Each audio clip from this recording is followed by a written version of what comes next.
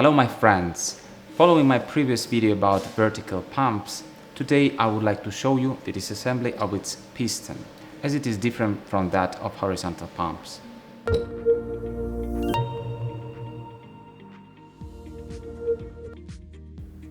First of all, simply remove throat seals from the piston.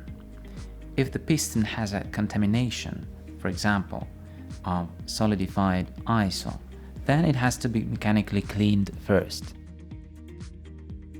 Next, firmly fix the piston in the vise in the upside down position. Use aluminium or plastic protection so as not to scratch pump's body. Take the spanner number 17 and unscrew the fixing nut.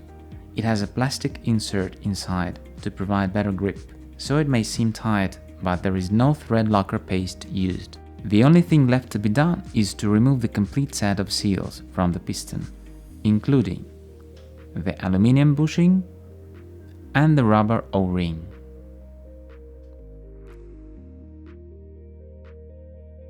The disassembly is now over. I hope you liked the video.